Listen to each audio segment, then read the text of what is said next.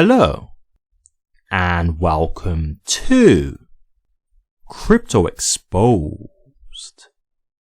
Expert outlines factors that will make XRP succeed and propel its price.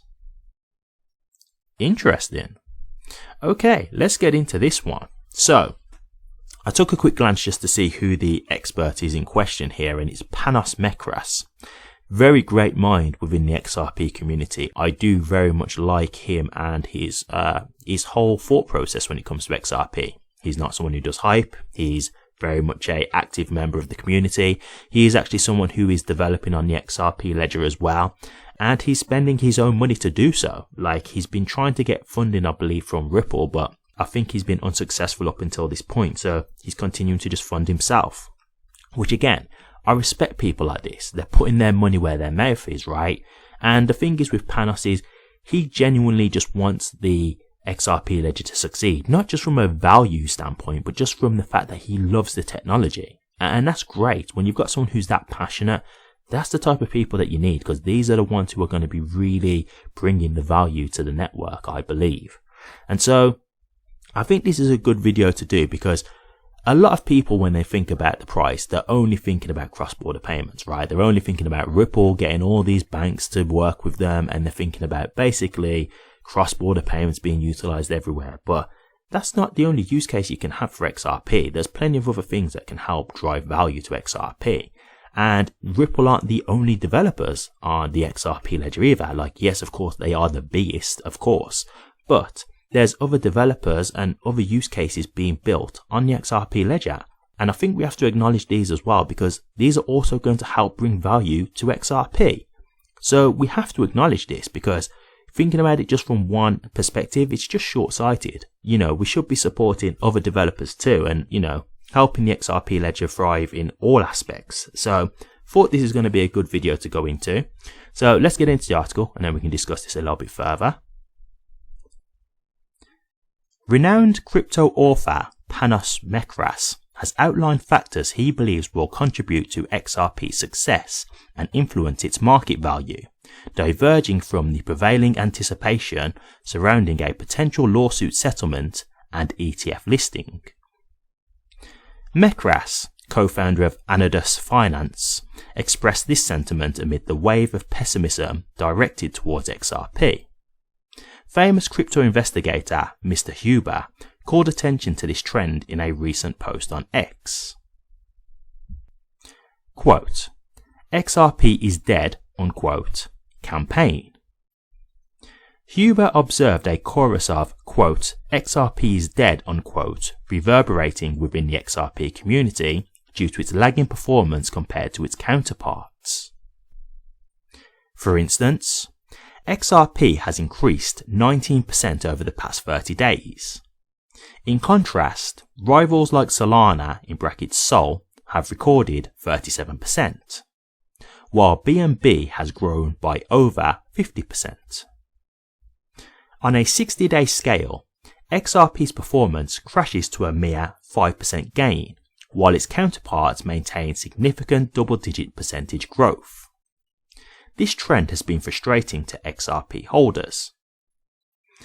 Nevertheless, Mr. Huber pointed out that history indicates fortunes can swiftly reverse with a single positive development.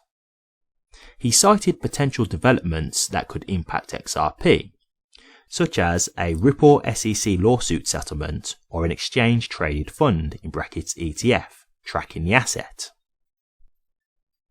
Huber believes those expressing discontent may soon regret selling XRP at today's prices once positive news emerges. Crypto author thinks otherwise. In response to Huber's insights, Mekras expressed heightened enthusiasm for XRP and its ecosystem. Quote, and here I am, more excited than ever for XRP and the XRP ledger (XRPL) ecosystem, unquote, he remarked. Furthermore, Mekras highlighted the foundation of his heightened enthusiasm for XRP. He emphasized that DeFi-based developments are set to take center stage in the XRP ecosystem, bringing various features never seen before. In particular, he cited features like the automated market maker, in brackets AMM, lending, and a sidechain ecosystem with EVM and Zahao. According to him, these features hold more significance than settlements or ETFs for XRP. Mekras contends that the focus should be on fostering good projects, developing useful applications, and cultivating an active user base rather than solely relying on legal settlements or ETF listings to propel XRP's growth and price appreciation. Okay. So I do agree to a certain extent with this. I'm gonna just say in terms of an ETF, like we've seen what an ETF has done for Bitcoin. So I'm not about to just say that all these things will definitely be better. I don't know. I do think an ETF would be great for XRP. But the thing that I will say is I don't think we should be concentrating on stuff that's not guaranteed. And when I say that, I'm not saying that an XRP ETF isn't like never going to happen, because I do truly believe it is inevitable, to be honest. But do I expect it right now? No, I really don't. Like, at the end of the day, we've got the Ethereum ETF that's looking at the moment that might go through, but I've noticed that there's been a bit of a sly play here by Gary Gensler, where he's basically trying to change the status of Ethereum. And so it's looking like he's like causing confusion in the markets. And it's like, well, what is he thinking then about, an Ethereum ETF? Is it looking like he's trying to basically do this to decline the ETF? Looking like a very big possibility. And if he's doing that with Ethereum, please believe he's going to do that with XRP, because he already doesn't like XRP. He's lost the lawsuit to Ripple. It's been the thing that's really blown up in his face and made him look bad and silly. So he's not going to be looking to do Ripple any favors. So I don't think there's any point in looking to an ETF right now. Like, we can keep saying like, an ETF, we need an ETF. But okay, cool. We can keep saying that, but doesn't mean it's going to happen. Do you know what I mean? We've got to wait. So while that's kind of going on, we might as well look at the things that are in our control, the things that we can be done to help its value. Same with the settlement, right? Like, we hear a lot of talks about this settlement stuff, but are they going to settle with Ripple? We don't know. And to be honest with you, I'm not so sure if the price action will be that great from a settlement anymore anyway, because we've already had the main action anyway from that lawsuit. We've already been told that XRP isn't a security. So yes, it would be good to know that the lawsuit is over, and I do think that there would be positive price action from this, don't get me wrong. I'm not saying that it wouldn't do anything at all, but I don't think you're going to get the same kind of increase as what we got before, or unless we're in like the alt season rally.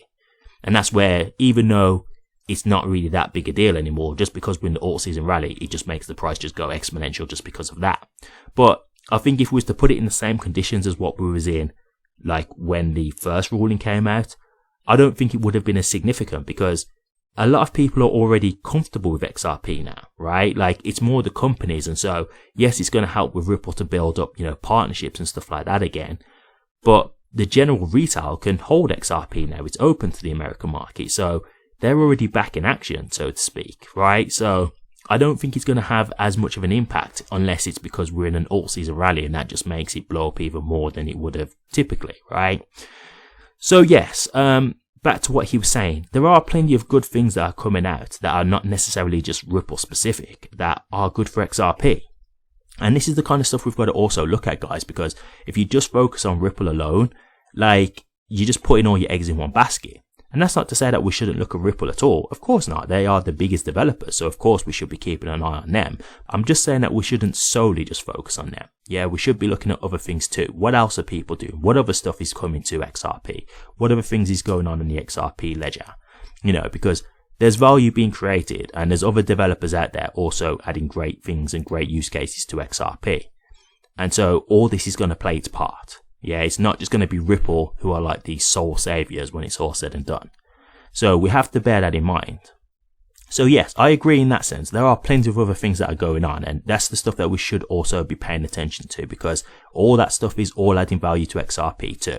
So definitely a great point here by Panos. But yes, I do agree. Like, if we was to get a ETF, I'm just going to be honest, I do think that would be massive for XRP. I do really think that's going to be huge. But when that's going to come, I really don't know. I mean, we've got the presidency coming up in 2024 now. So if the presidency does change from Democrat to Republican, maybe in that regard, that could be a thing where you have a change of, chair. And so that's where you get someone else who maybe is a bit more crypto friendly. And that could help. That's a very strong possibility. But we will see. There's no guarantees of that, right? So we'll just have to see how things pan out. So I'm not just expecting that, because I don't know what's going to happen, right? So we just have to see. Again, that's something that's out of our control. But yeah, definitely great points made here. And I do think we should be taking on board some of the things that have been mentioned, because this is all stuff that's going to help with XRP overall. But what do you guys think? From the points that you've heard from Panos, do you like the sound of the things that have been mentioned here with XRP? Is there any point in particular that he's mentioned that you think will be good for XRP's value? What point do you think would actually be the best thing for XRP's price? Or do you not like what you've heard here? Is there any point that Panos has made that you disagree with in particular? Or do you just not think that any of the points that he's made will be good for XRP's price overall long term? Let me know your thoughts, guys. I'll be interested to hear. Thank you very much for watching this. If you did like it, please remember to drop a comment, like, and subscribe. But until next time, take care.